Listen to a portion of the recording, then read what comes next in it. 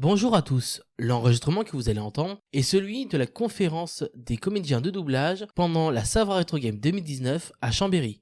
Bonne écoute. Par exemple, je dirais Céline, how do you do today? Céline, comment vas-tu ce matin? Bon, et puis on passerait directement, la caméra passerait directement sur la réponse de Céline. Donc il faut que j'arrive en tant que transcripteur de mettre Céline, comment vas-tu ce matin? En un plan très court qui fera 2 secondes. Je prends plus de 2 secondes que pour dire Céline, comment vas-tu ce matin? Donc il va mettre ça va Céline? Vous comprenez? Oui. Bon, c'est la longueur de l'image, parce qu'on ne peut pas mettre sur l'image de quelqu'un d'autre ma question et en même temps la réponse de cette personne. Donc souvent, effectivement, vous avez raison, c'est traduit, comme on dit, savon, c'est-à-dire pas bien, quoi. Alors que c'est pas ça vrai, en fait, c'est le gros sens de ce qui a été dit dans la langue étrangère. Je m'excuse, je n'étais pas là au début de la conférence, mais je crois que On va commencer il y a 2 minutes. Ah ouais, bon. Ok. Est-ce que vous regardez les films en version originale avant de faire la traduction pour vous imprégner du personnage? Non, alors nous, on ne fait pas la traduction. Nous, Ok, on joue et on interprète un texte qui est écrit, il y a des adaptateurs Ok. pour ça. Peut-être que vous êtes adaptateur, nous on est comédiens. Ok, Donc le texte, nous ne sommes pas auteurs de ce texte, nous n'adaptons pas les dialogues. Nous ne Par sommes contre, pas responsables. nous ne sommes pas responsables. Mais parfois, alors est-ce qu'on voit un film avant de l'enregistrer? C'est rare, mais ça peut arriver. Moi, ça m'arrive.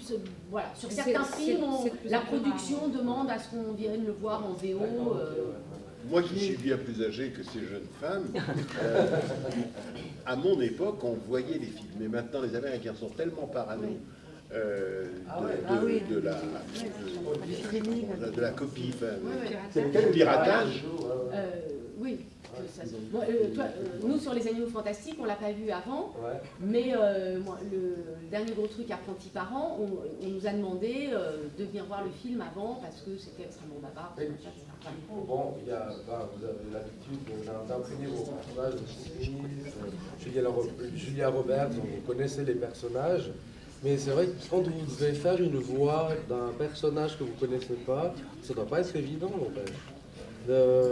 En animation, vous voulez dire?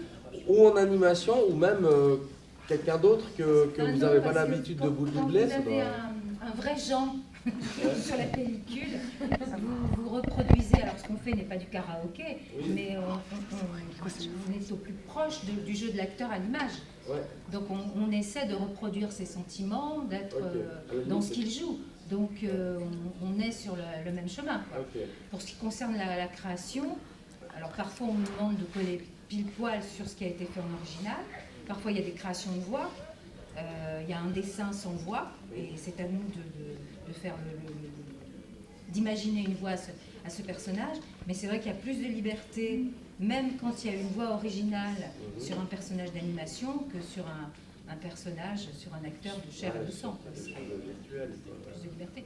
Pour rebondir justement sur créer des voix originales, est-ce que c'est simple ou pas d'imaginer une nouvelle voix? Est-ce que c'est... Moi, ce que j'ai trouvé, quand je faisais du dessin animé, d'ailleurs, la preuve, ce que je dis, à un moment, je me suis dit, non, je vais arrêter de faire des dessins animés, c'est très con. Alors que c'est... Non, mais Oui, c'est pas je vous le dis, c'est vrai. Entre 81 et 90, et c'est pas hier, mais j'étais quand même aussi jeune. J'ai fait plein de dessins animés, plein de voix dans des dessins animés, n'importe quoi. Tu peux pas faire une voix, ouais. Bon. Le plus dur pour moi, c'était quand on me rappelait pour faire le même personnage. Ça, c'était très dur, parce que je ne me souvenais pas de la voix. Il y a quelqu'un qui est extraordinaire et qui était très, très, très fort, que j'admirais beaucoup, il n'est pas mort, qui s'appelle Roger Carrel, qui a fait Et lui, il se souvenait de toutes les voix qu'il avait fait dans chaque dessin animé. C'est très très fort. C'est vraiment très fort. Hein. Oui, oui. Jules a quelque chose à dire? Dans les doublages, avant que vous commenciez le doublage, est-ce qu'on vous donne un profil du personnage ou vous le découvrez à l'instant du doublage? Comment Non, ça vous avez un directeur de plateau, ce qui correspond, voilà, capitaine au long cours, comme disait Greg hier, et qui est censé, c'est son boulot, vous expliquer le Oui, film, le pitch. dans sa, voilà, le Dans pitch sa du globalité, truc, le et contexte voilà. de la scène qu'on va jouer, qu'on va, oui, Oui, interpréter. Parce oui, qu'on jouer. n'enregistre pas forcément Dans la le film continuité. dans la continuité. Oui. Donc on peut, des questions de planning, ou etc., commencer par une scène à la fin, etc. Voilà, donc à ce moment-là, le directeur artistique, le DA, est là pour remettre dans le contexte. On a en le gros personnage. l'histoire du personnage. D'accord.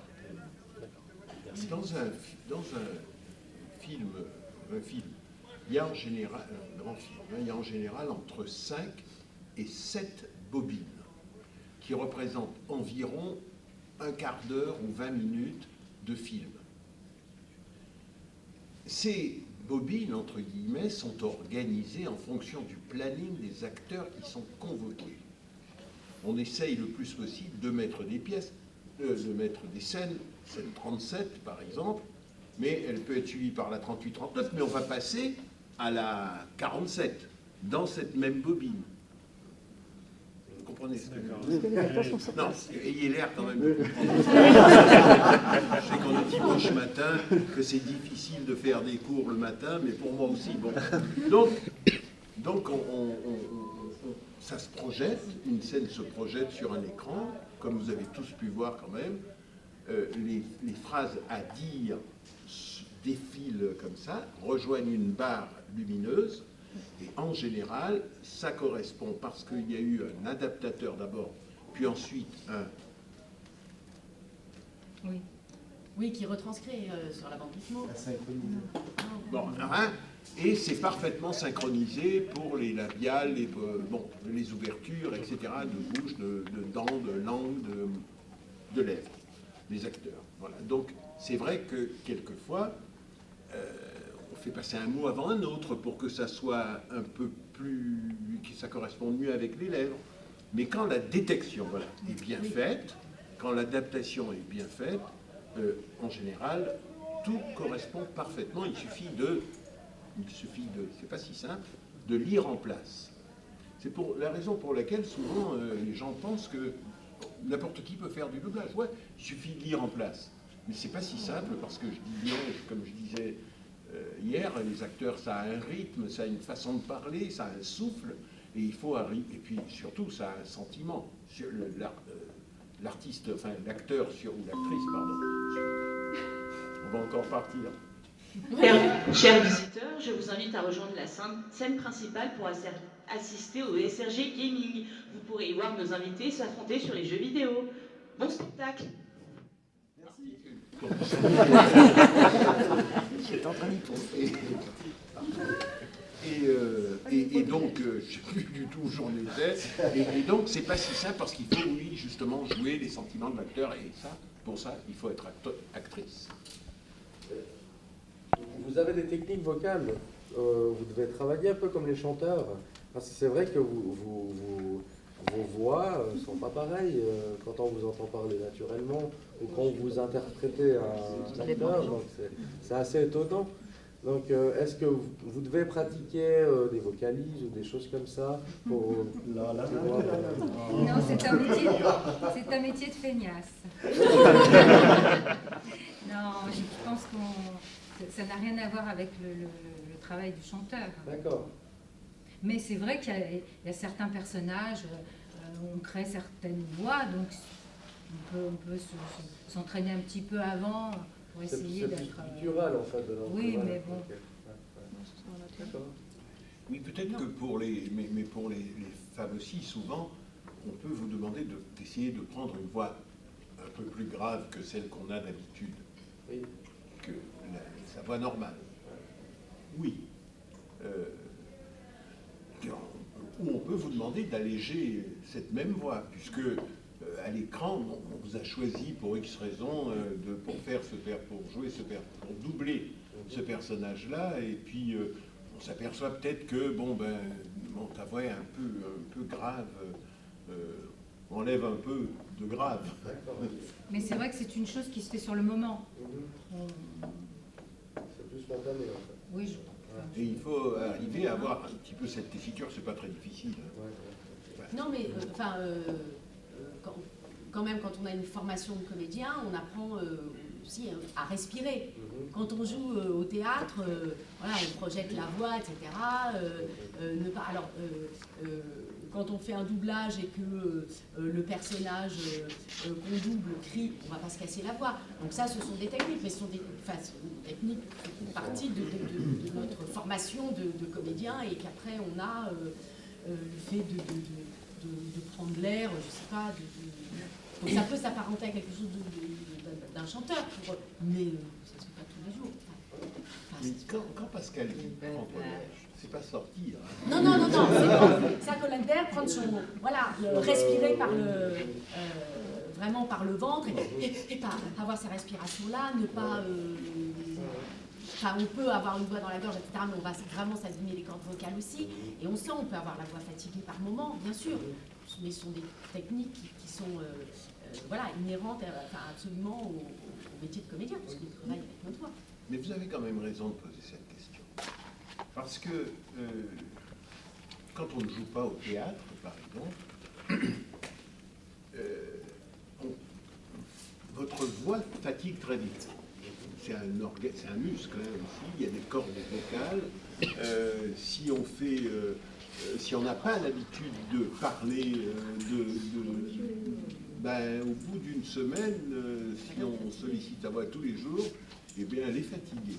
Et c'est vrai que notre métier devrait exiger de nous que chaque matin, nous fassions des vocalises pour que notre voix soit claire quand nous le voulons, etc., etc. Seulement, je vais rejoindre Céline. Comme on n'en a pas vraiment besoin, un chanteur, il en a besoin. Il chante tous les soirs, un danseur a besoin de faire de la barre tout le temps. Un pianiste, un musicien a besoin de travailler son instrument. Les acteurs sont les plus fainéants de tous les artistes. C'est vrai. Quel est votre premier souvenir, votre tout premier souvenir en tant que doubleur, à chacun de vous? Alors, on n'aime pas trop déjà le mot doubleur, mais... Je n'ai pas réagi. Je vais dire que c'est comme on dirait acteur, oui, mais c'est acteur de oui, bon... mais comment vous... Si vous étiez à un festival de théâtre et qu'il y avait devant vous des acteurs de théâtre qui jouent au théâtre, comment vous les auriez appelés? Des théâtres.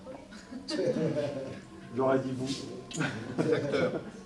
Bon, alors acteur de doublage ou acteur de théâtre. Bon, enfin bref. Bon, ok, doubleur. Et, mon souvenir, c'était quand j'étais tout jeune acteur et qu'on m'a appelé pour faire du doublage. Voilà. Je n'en avais jamais fait avant. Mais quelle est la série ou le premier souvenir que l'état d'esprit, comment vous étiez? On arrive, on est d'abord un petit peu étonné puisqu'on ne sait pas forcément comment ça se passe. Je parle d'un temps. Maintenant, tout le monde sait comment ça se passe, donc on n'est pas surpris, mais on est surpris, on voit les trucs, les machins, on vous explique quand même, et puis on reste sagement assis dans son coin à regarder faire les autres. Mais quand on est sûr de son talent, et qu'on en a... Non, mais la première fois, c'est impressionnant. Non, c'est impressionnant. Surtout que moi, j'ai commencé avec des gens qui n'étaient pas très contents de voir arriver de nouveaux acteurs. Alors, je vais vous raconter cette anecdote. Donc, ils ont fait venir plein de nouveaux acteurs pour doubler. Il y avait plein de vieux acteurs de doublage, qui sont mis derrière, et qui écoutaient. Et quand il y a des jeunes a fini, il y en a un qui a fait « Eh ben ».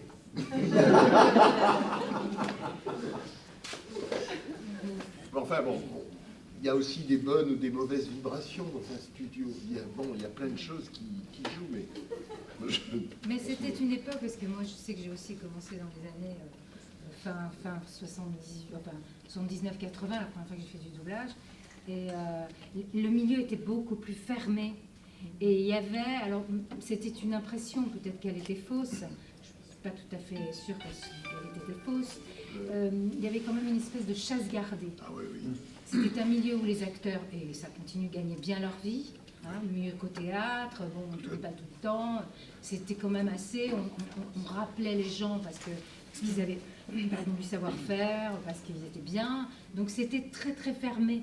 Donc quand on voyait arriver un nouveau, moi je suis arrivée avec une génération où tout d'un coup on avait l'âge de nos personnages à l'image.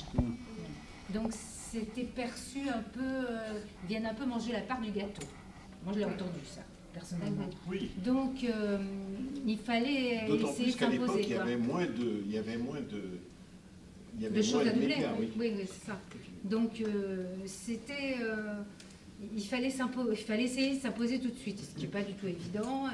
On était là, après, bon, on va dire, on ne va pas trop déranger, mais bon, voilà. Donc, je pense que maintenant, alors il y a 2 fois ou 3 fois plus d'acteurs qui font du doublage, mais il y a aussi 3 fois ou 4 fois plus de choses à doubler. Et puis bon, c'est un peu... Parce que c'est presque humain. Quand on est dans la place et qu'on voit arriver quelqu'un d'autre, bon, on se dit peut-être que j'aurai moins de travail. Enfin, bon, c'est à l'époque, mais je vous assure que... Bah, surtout quand c'est un milieu pas les fermé. motos, mais... Comme vous disiez tout à l'heure, quand c'est un milieu assez fermé. Ah oui. C'est toujours assez- difficile de le pénétrer. Ah oui, très difficile. Et bon, moi, je ne suis pas venu assis pour regarder comment les autres font, commencer par des ambiances. Enfin, parce qu'aujourd'hui, pour faire du doublage, bah, il faut d'abord déjà avoir accès à un studio, c'est-à-dire connaître un chef de plateau ou un acteur qui veut bien, et un acteur, je veux dire, Reconnu, enfin, ouais, oui, déjà quelqu'un qui a Qui a la un possibilité de grand faire rôle venir. déjà dans la série ou le film, que dire, ok, ben, j'ai emmené avec moi quelqu'un, est-ce que vous voulez bien? Donc on demande, bon, d'accord, la personne arrive, regarde, s'en va, peut-être revient, et puis ensuite on lui dit, ben, on va te donner une ambiance, c'est-à-dire que, bon, il n'y a pas de rôle vraiment. On fait, oh, bonjour, ouais, ah, riez, applaudissez, bon, voilà. Et puis après, on vous donne... Impossible. Au début, quand vous êtes arrivé dans cet univers, est-ce que vous avez dit non, j'ai pas fait du théâtre, j'ai pas ça fait ma formation pour ça. Alors, J'ai pas on fait sait de très bien que de toute acteur façon pour ça. vous y êtes resté dans la filière. Mais est-ce que Greg, il a un peu dit ça, mais Non, c'est pas ça, c'est que... Non. C'est vraiment une situation encore particulière. C'est pas... on ne peut pas comparer chaque acteur à sa vie, chaque actrice à sa vie. Bon, moi, j'en ai fait... D'abord, j'ai commencé très jeune. J'ai commencé par faire du théâtre. Et vraiment, dès le début, des grands rôles. Je n'ai jamais pris de cours de théâtre de ma vie. Mais lorsque j'avais 8 ans, j'aimais beaucoup le théâtre. Ma mère m'a emmené... J'habitais en la Guadeloupe. Ma mère m'a emmené voir une pièce de théâtre de la troupe Jean Gosselin, qui parcourait les Antilles et l'Amérique du Sud à l'époque, et je suis tombé amoureux du théâtre. Et on habite une plutôt grande maison, 5 chapitres, et dans la cour, les ouvriers de mon grand-père ont construit une petite estrade, et là-dessus, j'ai commencé à monter des pièces de théâtre entre 8 et 12 ans.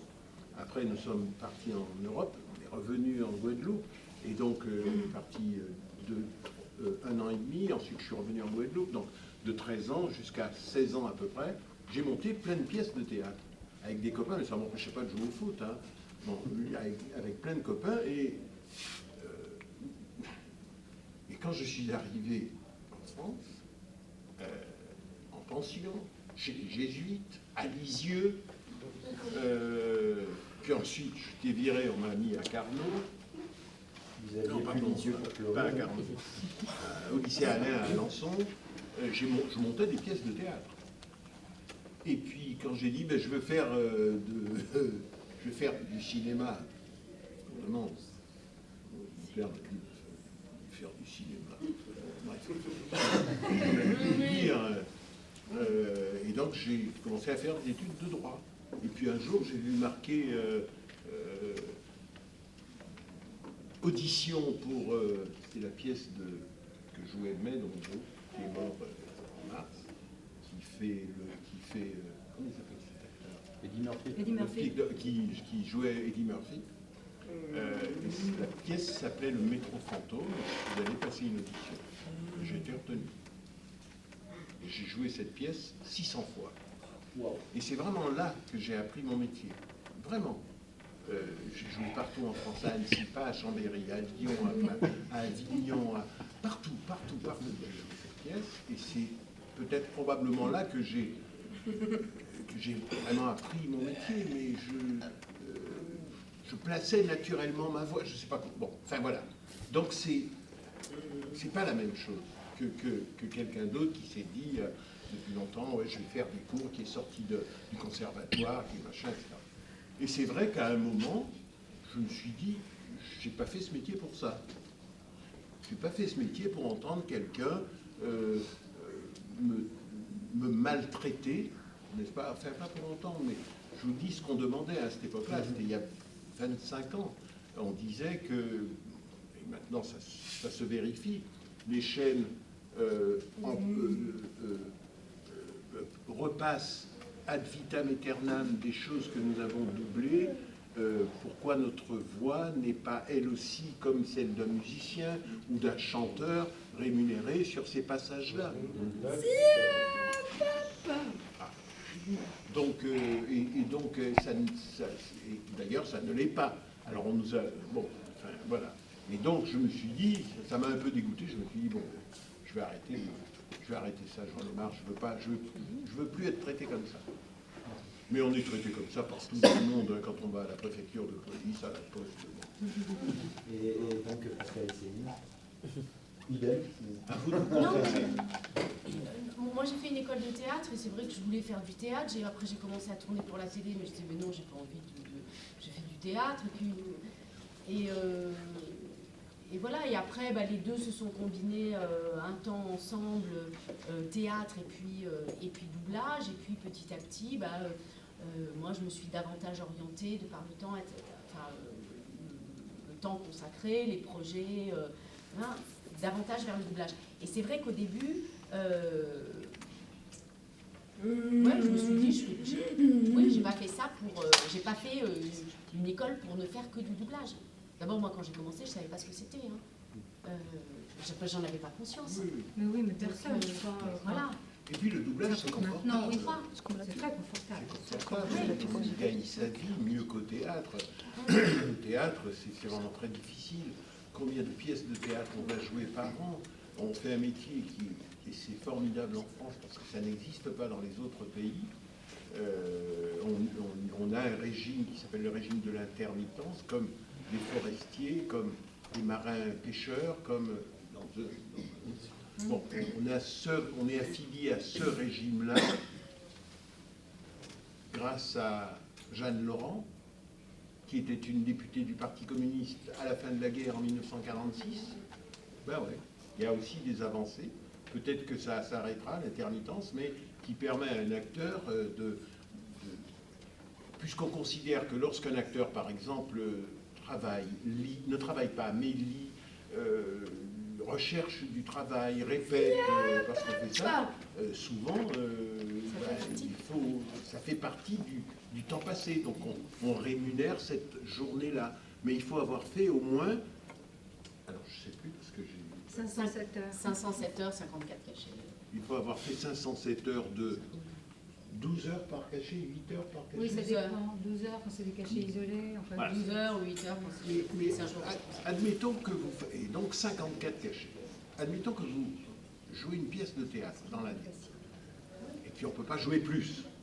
Vous répétez un mois. Ça fait donc 20... le cachet de répétition n'est pas considéré comme un vrai cachet. Je crois que c'est un demi-cachet que ça donne. Vous répétez un mois. Ça veut dire que vous avez 15 cachets. Vous faites l'exploitation de la pièce 30 fois, c'est-à-dire un mois. Dans un mois, on ne joue pas 30 fois. On joue 25 fois parce qu'il y a le samedi, dimanche, même si on joue samedi, dimanche. Non, Le on lundi, joue 2 fois. Voilà. oui, mais le lundi, c'est relâche. Donc il y a 24 fois. Plus les 15 fois que vous avez, ça fait 39 cachets. Il en manque 12, 15, pardon. Parce qu'il faut 54 cachets. Donc vous pouvez faire du théâtre toute l'année et ne jamais pouvoir avoir l'intermittence. Et quand on fait du théâtre, franchement, combien est payé un acteur? Je ne vous parle pas d'Arditi, de... Non, mais des minimums de 5... Petit acteur qui fait son travail très honnêtement, le minimum 24, c'est combien? 150 Non, 120. Mais non, mais ça dépend si la salle a plus de 100 places, Voilà. si machin, si elle a... C'est vraiment un métier de pauvre. Donc C'est un métier de pauvre, vraiment, c'est très difficile. Donc le doublage, ça vient, c'est vachement bien. On fait un cachet au doublage, on vient dire 3 mots. Bon, il faut comprendre aussi ce métier d'acteur qui n'est pas un métier de star. Hein. Un acteur, quoi. Quelqu'un qui essaie de mettre son talent au service d'un texte, d'une voix, Quel est votre ressenti quand, aujourd'hui, surtout de plus en plus dans les films d'animation, on appelle des acteurs dont le métier n'est pas comédien de doublage, mais des grands noms d'affiches pour avoir justement ce que j'ai en tête, personne que j'appelle ça pas forcément en plus par son jeu, c'est Kev Adams pour le dernier mémo. Mais pour avoir... Mais il est acteur. Il est acteur, mais il n'est pas comédien de doublage. Non, il y a il pas est de- comédien. Il est comédien, c'est comme si on arrive sur un tournage. Et est-ce c'est que parce que... ça... Mais non, c'est normal. C'est pareil. Parce que je sais que Moi, j'avais une connaissance qui personnellement, était comédienne de doublage, enfin, qui l'est toujours, et qui justement avait dit, mais c'est bon, enfin, cet acteur qui me vient en tête, mais il y a plein d'autres, hein, il disait, mais c'est pas forcément le métier, enfin là, ils sont acteurs, mais c'est pas la spécialité de ces Mais oui, mais personnes-là. alors pourquoi aurions-nous une spécialité? C'est une question que je Non, non, mais je vous renvoie à la question. Vous arrivez sur une scène de théâtre, alors on vous dirait ah ben non, t'as fait du doublage pendant alors 35 ans, ne c'est mets pas pas les pieds sur légitime. une scène. Non, non, ça je suis pas.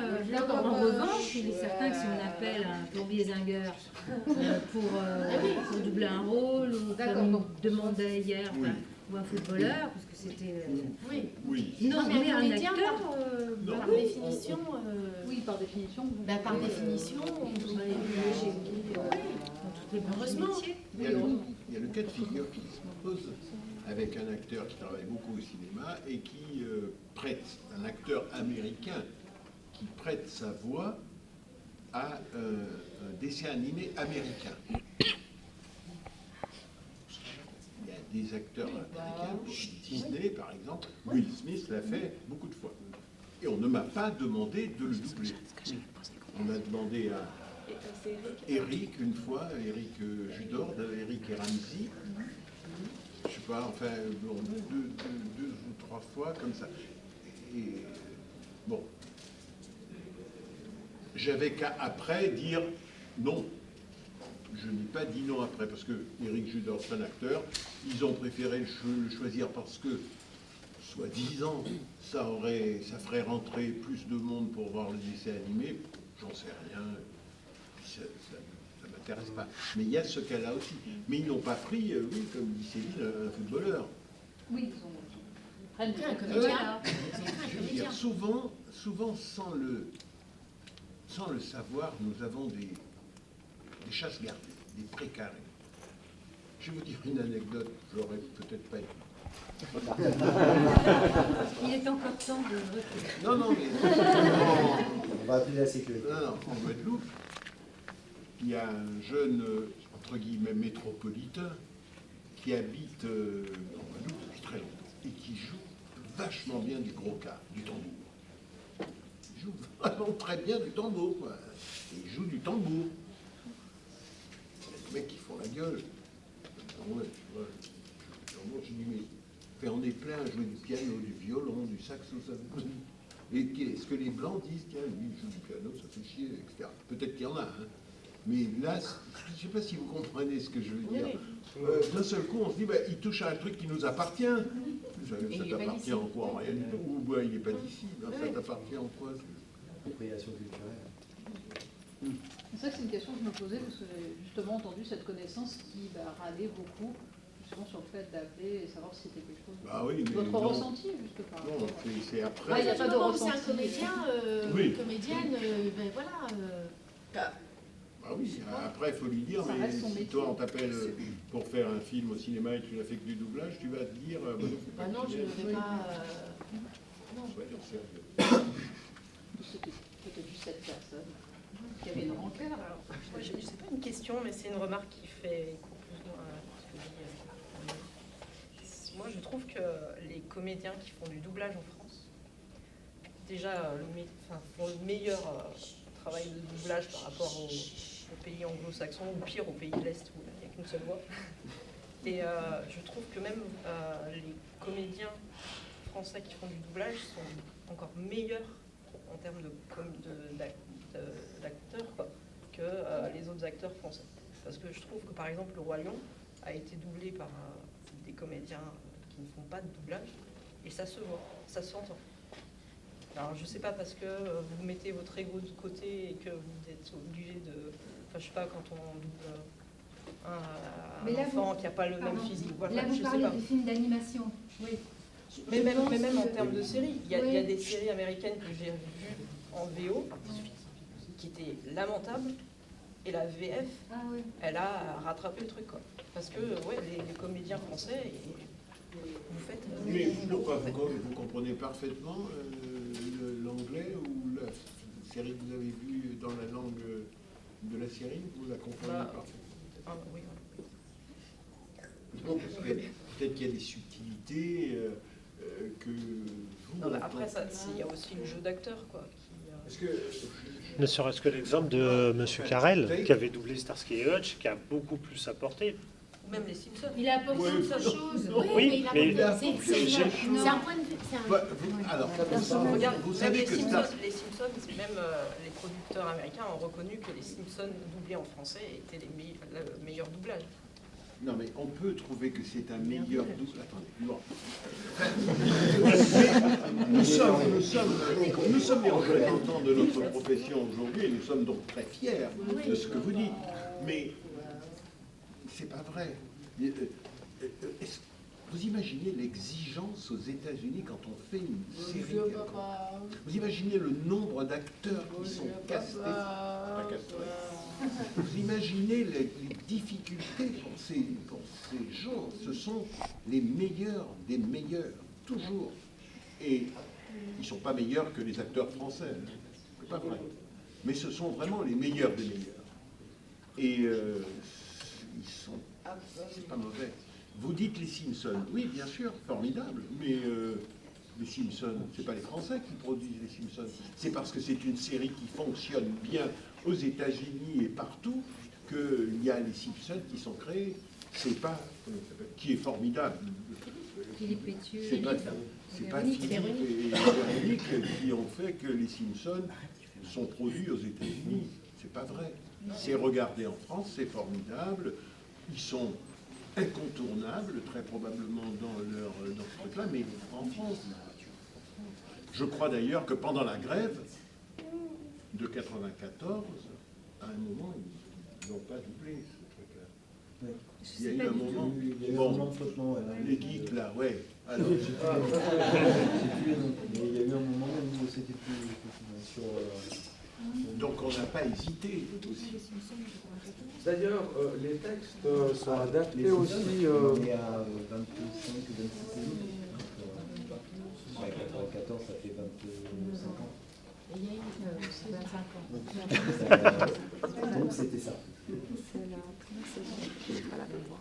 D'ailleurs, les textes, en fait, sont adaptés aussi au public. Je veux dire, en France, on parle d'une certaine manière, on a une certaine culture.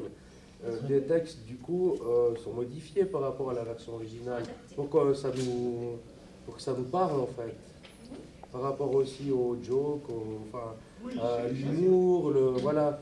C'est le travail de l'adaptation. Voilà, donc c'est très difficile de comparer, je pense, l'original avec la version française, par exemple. Oui, mais... Non, mais c'est pas... Non, mais je comprends bien, mais nous sommes beaucoup... Enfin, moi, je m'interroge beaucoup. il y a un proverbe latin qui dit traditore tratore, traducteur, traître.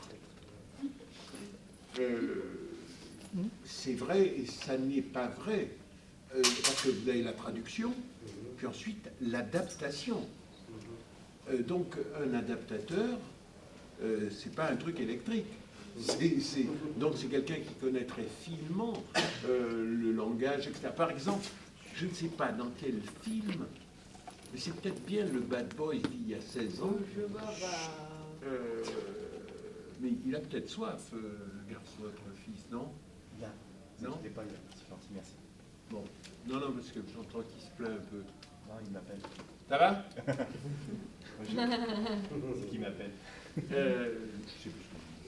Non, On mais parlait Bad Boys, c'est un exemple d'adaptation. Oui, par exemple, il y a 16 ans, dans le Bad Boys, puisque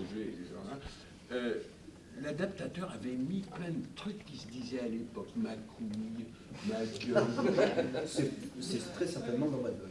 C'est ça. Ouais. Donc, il y a des chances, oui. Voilà, donc moi, j'avais dit, là aussi, je me mets ça au mois de juillet, enfin bref, j'avais dit, mais ça me paraît un peu actuel, et puis ce sont des expressions qui ne vont pas durer. On m'a dit, ouais, bon, donc il a adapté les expressions que disaient les acteurs américains, ou les Smith et Martin Lawrence, à ceux qui se faisaient à l'époque en France, pour que les Français puissent bien... Mais je suis sûr que des jeunes qui ont 14 ans aujourd'hui et qui regardent le premier Bad Boy, ils disent, il m'a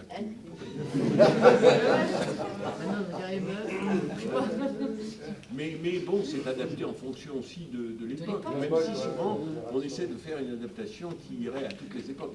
Par exemple, le doublage qui sortent au Canada, on nous demande d'éviter de dire, enfin à l'époque, je sais pas, d'éviter, en parlant des enfants, de dire des gosses.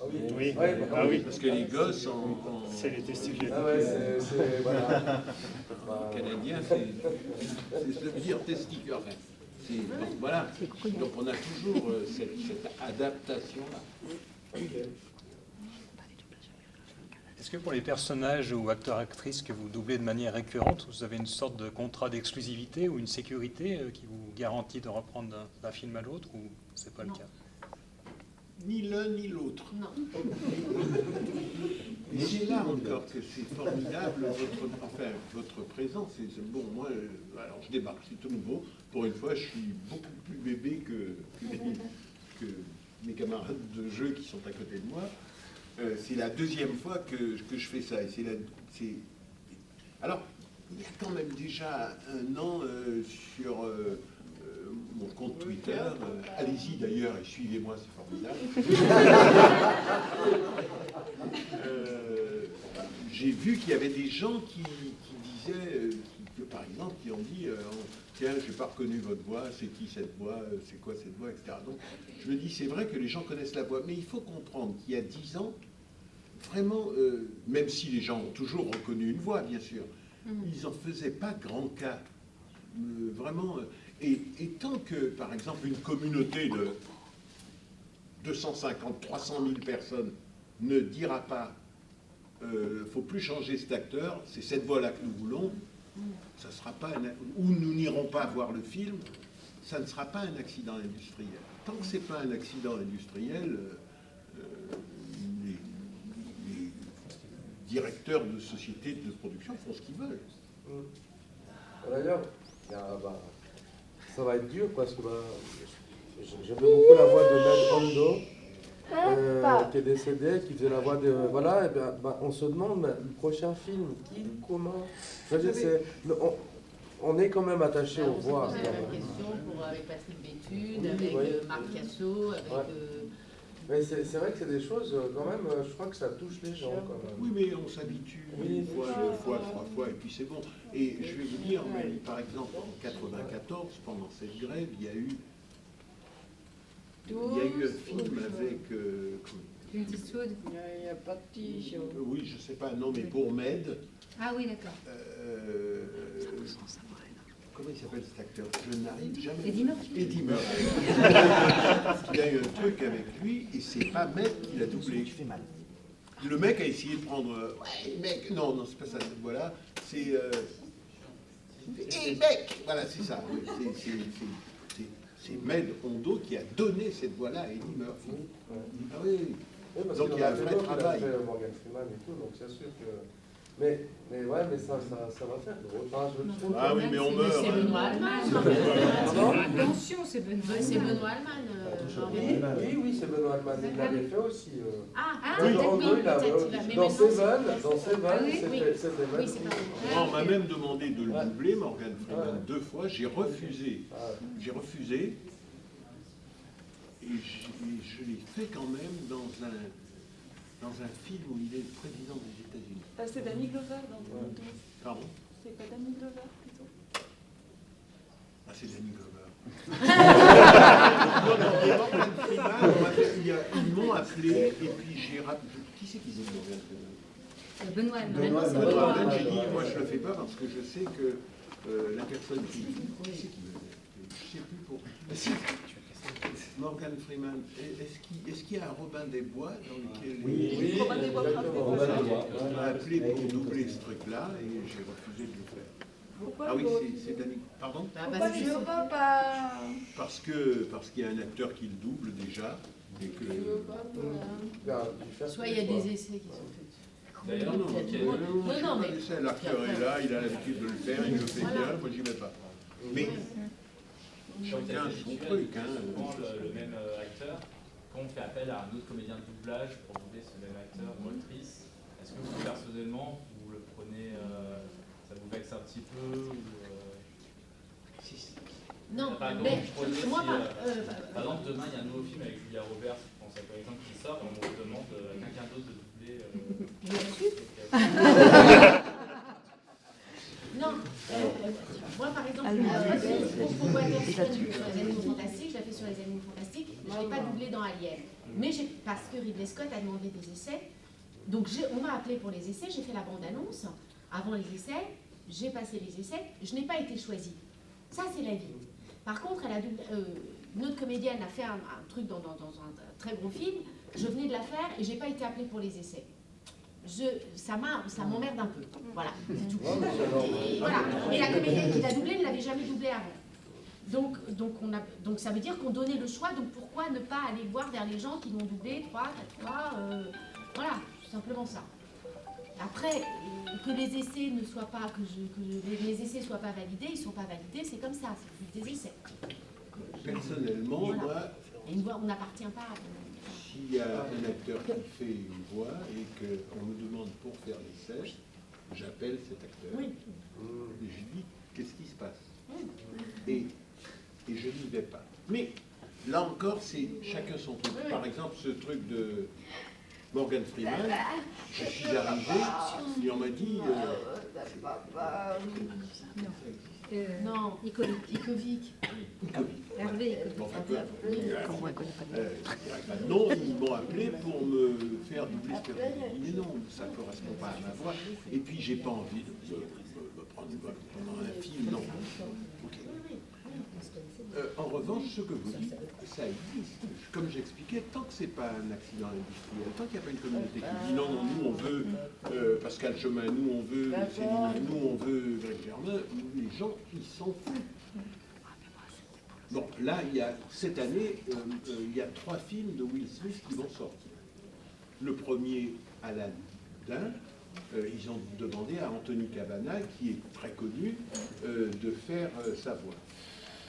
Le deuxième, ils vont demander à Lucien Jean-Baptiste de faire Will Smith. Bon. On m'a appelé au mois d'avril ou mai pour me dire, texto, hein, bon Greg, écoute, les Américains ont vu ta fiche, ils disent que tu es trop vieux pour doubler Will Smith, et donc on choisit quelqu'un d'autre. Ah, bon, d'accord. Alors, je vais vous dire une chose encore une fois, dans ce métier, je m'attends à tout, mais vraiment à tout. J'ai tout vu, tout eu, je m'attends à tout. Et surtout, je fais autre chose. J'ai le théâtre, je fais autre chose. Donc, et je me donne les moyens de ne pas comment, être à genoux devant quelque chose. Vraiment. Donc ça fait quand même un peu chier. Mais la vengeance n'est jamais loin. Donc je dis oui, mais enfin bon, une voix, c'est pas sur une carte d'identité. Oui, bien sûr, je suis plus âgé que Will Smith, mais il me semble que ma voix n'est pas si vieille que ça, et que alors, c'est une appréciation personnelle, et que je lui donnais une voix plutôt élégante, qui va bien au personnage qu'il représente. Je l'ai écrit ça, là, c'est sur mon. Et puis je dis, bon, excite Will Smith. Je veux dire, de toute façon, comme je suis plus âgé que lui, il est vraisemblable que je mourrai avant lui et que quelqu'un d'autre le fera. Hein. Bon, donc, plutôt commencer maintenant et s'habituer tout de suite. D'accord. Alors, et donc, on me rappelle au mois de juillet pour me dire, voilà, est-ce que tu ne veux pas faire des essais pour Will Smith? Je te dis, mais j'ai rajeuni. Il y a un truc... L'ami en question, parce que c'est un ami qui me dit, ouais, mais bon, voilà, oui, je sais, mais c'est Lucien Jean-Baptiste, c'est Bad Boys.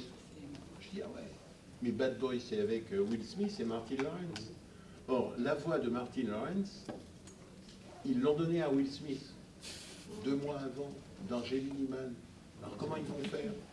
Ils vont faire Lucien Jean-Baptiste doubler Will Smith et en même temps Martin Lawrence? Ça ne va pas le faire. Ils vont prendre quelqu'un d'autre pour doubler Martin Lawrence, alors que sur Bad Boys, on a l'habitude d'entendre Lucien Jean-Baptiste. Ça ne va pas non plus le faire. Ils vont me demander de faire Martin Lawrence et demander à Will Smith de faire... Donc, je suis quand même allé passer des essais. Je ne vais pas vous raconter ma vie. Ils sont là, oui, effectivement, c'est moi qui ai été choisi, mais voilà, je leur ai demandé très cher. Non, mais pour une raison très simple, non pas parce que je suis vexé, mais parce que si on m'a fait faire des essais, c'est qu'on a pris un autre acteur que moi avant. D'accord? Donc l'autre acteur dit, ben, moi c'est temps. Je pense quand même qu'il y a une forme de communauté autour des accords de doublage. Je voulais juste dire que c'est... je suis sûr que normalement ça devrait être possible d'habituer les gens, enfin je veux dire, moi je leur sens comme ça. Il y a une voix qui me plaît, je ne vais pas en changer. Il y a des... Genre Harrison Ford, il n'y a qu'une voix pour moi. Les autres, c'est des impostures. Je vais vous faire remarquer que la seule voix d'Harrison Ford, c'est la sienne. Hein. Mais bon. La seule doublure. Je ne suis pas bilingue, voilà. Je me contente de ce que j'aime. Et juste pour est-ce que, en fait, c'est une impression que j'ai où, d'une certaine manière, il y a une influence pour que le comédien d'origine ressemble un petit peu à son comédien de doublage.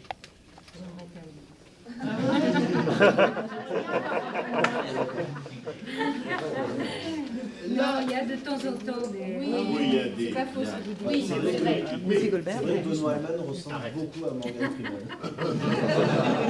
Non, mais ça peut. Oui, ça peut. C'est vrai que ça peut. C'est vrai que ça peut. Mais... Oui. Encore 5 ou 10 minutes, après ce sera la fin de la conférence. Oui, madame. Ça vous arrive qu'on vous... Je ne dis plus mademoiselle. Ça n'existe plus. Non. Oui, sauf les comédiennes et de grandes arts. Mademoiselle Chanel, par exemple. Oui. Ça vous arrive qu'on vous reconnaisse, entre guillemets, à votre voix dans la vie quotidienne, dans des situations hors convention. Ben oui. C'est normal. Hein. Le téléphone Oui, dans les magasins, Non, oui, dans les sur magasins. 3 mots. Mais, oui, au téléphone, quelquefois, il y a un petit arrêt. Parce que, alors, on ne voit pas les gens, bien sûr, mais on sent qu'il y a... Quelque chose. Il y a quelque chose, les gens, ça doit traverser leur esprit. Ça leur est familier. Je connais cette voix, Oui. et puis hop, ça part, puisque... Mais alors, sauf pour des voix qui sont extrêmement reconnaissables Ouais. sur, je pense à Patrick Poivet ou même toi effectivement sur Julien Roberts, il y a le visuel, il y a à la fois le visuel et l'auditif. Et c'est les deux conjugués ensemble. Peut-être que la voix de Céline sur un personnage, sur un autre personnage, on va peut-être pas forcément la reconnaître aussi, parce que les deux sont associés. Moi, ce qui m'étonne souvent, c'est qu'on me reconnaît sur Doré. Oui. Oui.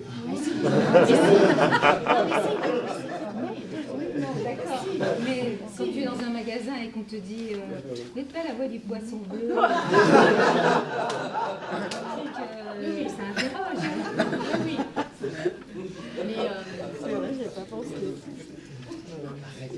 Bon, en tout cas, je n'imagine pas Julien Roberts avec une autre voix. Vous êtes- Mais moi non plus. Et ça tombe bien. Et ça tombe bien. Mais ça- Je ne pourrais pas. Ben On est oui, Après, je ne pourrais pas ça prendre existait. Et ni avec... Parce que du coup, vous vous attachez à vos personnages quand même. Il y a C'est-à-dire que quelque chose d'émotif. c'est très agréable de retrouver une même Ouais. comédienne, parce que vous avez compris un petit peu ses codes de jeu, même si c'est toujours différent. Mais il y a des choses que vous retrouvez, bien évidemment. Et c'est... il y a quelque chose de familial, quoi. Il y a un lien qui s'est tissé, voilà. Il y a quelque chose qui se tisse. Ouais, c'est ça qu'on a dit. Il y a 30 ans, hein. Moi ça fait 30 ans que je... Quand même, c'est On une va vie. délire avec nous. Je veux dire, la moitié de l'humanité était pas née il y a 30 ans. Est-ce que ça vous est arrivé de les rencontrer personnellement? Moi, oui. Oui. Oui. Dans quel cadre, enfin dans quelle occasion? Il était venu passer il était venu pas voir un de ses films, mais présenter un de ses films à Paris. Et puis après, je m'étais lié d'amis. Enfin, donc on s'est rencontrés très rapidement, ça a duré une dizaine de minutes. Et un de ses producteurs, je disais, tiens, je viendrai, je vais aux États-Unis, je vais en Californie au printemps, et je dis que j'allais en Californie en août, ce qui était vrai. Et le producteur m'a donné son téléphone, je l'ai appelé en arrivant à Los Angeles, et je suis allé prendre un café avec lui, et il m'a dit, non, mais viens demain, il y a Will qui va passer. Et donc je l'ai revu à cette occasion, là on a pris un café ensemble. Et l'année suivante, 2 ans plus tard, je l'ai revu à Rome, dans un restaurant. Tout à fait par hasard. Et on s'est encore dit bonjour, et puis voilà.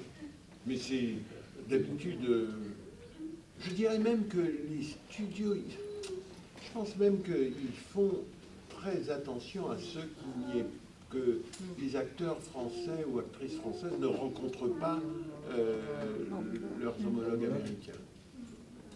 J'ai cette impression-là. Peut-être qu'ils ont peur que l'acteur français dise écoutez, c'est moi qui vous double en français, et donc il faut que ça soit ça comme ça tout le temps. Peut-être, je ne sais pas. Je ne suis pas parano comme les Américains. Une question pour rebondir sur ce que vous disiez tout à l'heure par rapport à l'attachement des personnages. Pour le cas pour Dragon Ball de Bulma, est-ce que vous avez été contente, 20 ans après, de revenir et qu'on vous demande, revenir faire Bulma, ce personnage que vous avez côtoyé pendant quelques années à l'époque de Dragon Ball et Dragon Ball Z, quel effet ça vous a fait de revenir sur Dragon Ball? Je me suis aperçue qu'elle n'avait pas vieilli. Oui, bien sûr. Puis en plus, Dragon Ball, je l'ai dit hier, c'était une aventure humaine aussi, comme souvent, hein, mais là particulièrement. Et c'était très très agréable de retrouver tous mes camarades que j'avais vus déjà. Oui, toute la même équipe. Voilà, c'était la même équipe que j'ai vu de mois en mois. Non, c'était très sympathique. Et puis je pense que l'aventure n'est pas finie.